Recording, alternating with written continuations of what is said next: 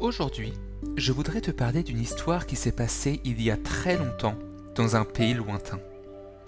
Dans ce pays vivait un homme appelé Daniel. Daniel croyait en Dieu et avait un poste très important dans le pays.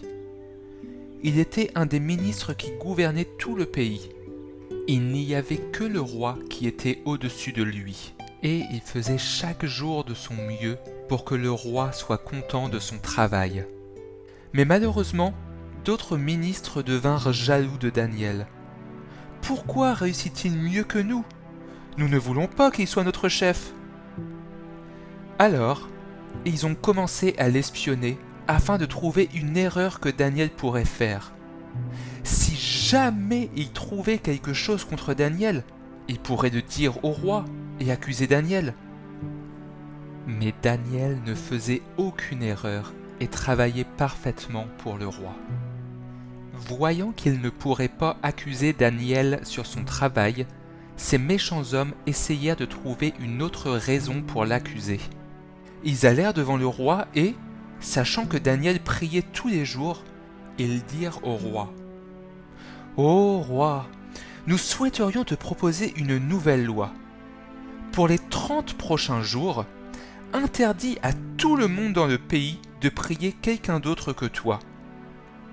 Et si une personne désobéit à cette loi, qu'elle soit jetée dans la fosse où les lions viendront la manger. » Il disait cela car il savait que Daniel continuerait à prier Dieu. Et le roi accepta cette loi. Si quelqu'un désobéit à cette loi, il sera jeté dans la fosse aux lions, dit le roi. Et devine ce que les méchants hommes firent après. Ils allèrent espionner Daniel pour voir s'il continuerait à prier Dieu.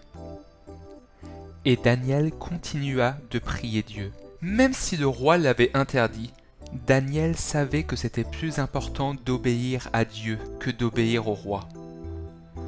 Chaque jour, Daniel continuait de prier. Alors, les méchants ministres coururent chez le roi. Une fois chez le roi, ils lui dirent : « N'as-tu pas dit que si une personne prie quelqu'un d'autre que toi, elle serait durement punie ?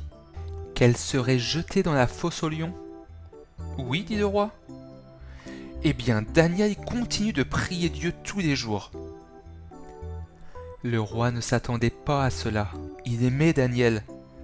Mais comme il l'avait dit, il était obligé de le faire. Alors, il envoya des soldats chercher Daniel chez lui.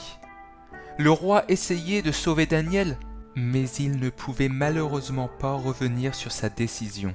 Ce qu'il avait écrit, il devait le faire. Mais Daniel le rassura. « Ne vous inquiétez pas, ô roi, je sais que mon Dieu va prendre soin de moi. » Et Daniel fut jeté dans la fosse remplie de lions féroces, affamés. Et on mit une grosse pierre dessus pour ne pas que Daniel puisse s'échapper. Le roi n'arrivait pas à dormir cette nuit-là. Il pensait sans cesse à Daniel. Que va-t-il se passer ? Est-ce que son Dieu va pouvoir le protéger ? Dès le matin, le roi courut jusqu'à l'endroit où avait été mis Daniel et demanda à ce que l'on retire la grosse pierre. Est-ce que Daniel était toujours vivant ? Et au grand soulagement du roi, Daniel répondit du fond de la fosse : « Je vais bien, ô roi. Mon Dieu a envoyé un ange qui a fermé la gueule des lions. Les lions ne m'ont fait aucun mal. » Ouf, le roi était soulagé. Aussitôt, il demanda à ce que l'on retire Daniel de la fosse aux lions. Daniel était sauvé. Et les méchants hommes qui avaient voulu tuer Daniel ? Le roi ordonna qu'on les jette dans la fosse aux lions à la place de Daniel pour les punir. Et là, malheureusement pour eux, Dieu n'était pas là pour les protéger. Alors, le roi écrivit une nouvelle loi à la place de la précédente, ordonnant à tout le monde de prier Dieu, le Dieu de Daniel, qui avait été capable de le secourir. De la même façon, Dieu nous protège encore aujourd'hui. Si tu lui fais confiance, il prendra toujours soin de toi.